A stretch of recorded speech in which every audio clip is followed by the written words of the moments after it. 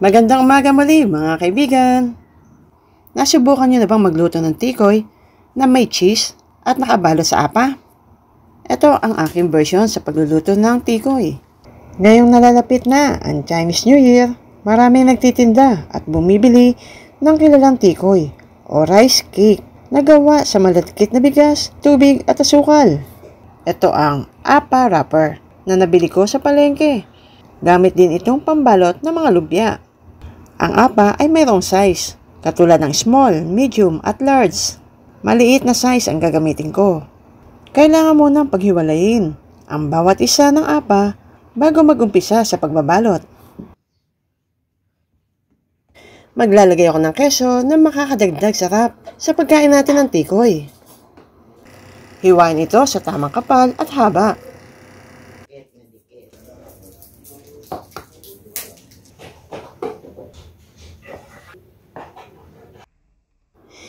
Hiwain din natin ang tikoy sa tamang kapal at haba na ating babalutin sa apa.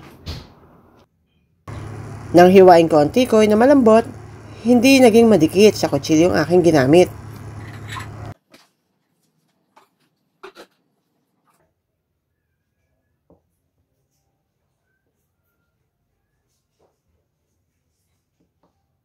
Kompleto ng lahat at uumpisahan ko nang magbalot.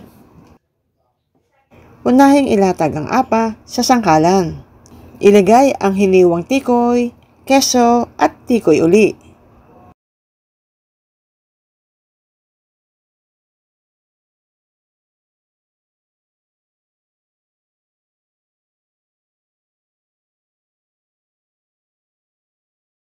Sa pagbabalot natin ng tikoy, babasahin natin ang dulo ng apa ng konting tubig para magdikit ito. Balutin pa natin ang lahat ng tikoy na aking hiniwa.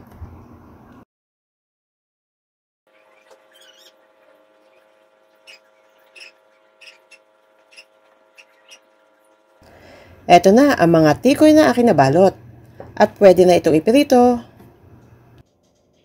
Sa mainit na kawali, maglagay ng 1 cup ng mantika. Kapag naramdaman nating mainit na, pwede na nating ilagay ang tikoy na ipiprito. Sa katamtamang apoy, lulutuin ang tikoy. Kapag nag-brown na ang apa nito, baligtarin at pagkaraan ng 1 minuto, hanguin na at patuluin sa strainer.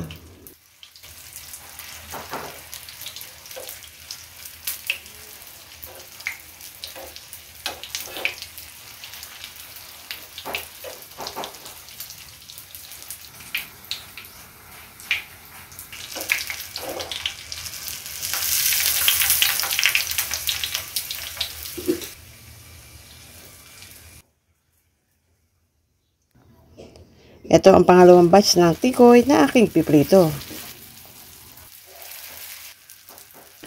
Kadalasan sa pagluluto natin ng tikoy, inilulublog muna natin sa binating itlog bago natin ito iprito.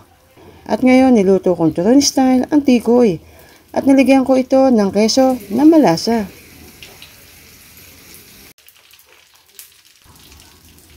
Kaya sa pagbili nyo ng tikoy ngayong Chinese New Year, lutuin nyo ng ganito ang tikoy at siguradong uulit-ulitin nyo ang ganito pagluluto.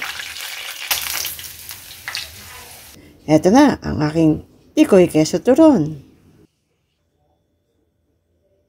Tikman na natin itong tikoy keso turon.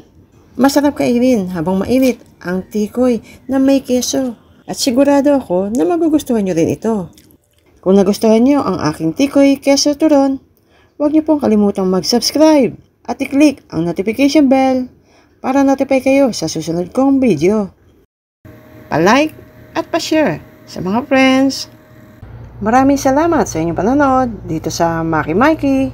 Pwede po kayo mag-comment o suggest ng paborito niyong pagkain na ating lulutuin.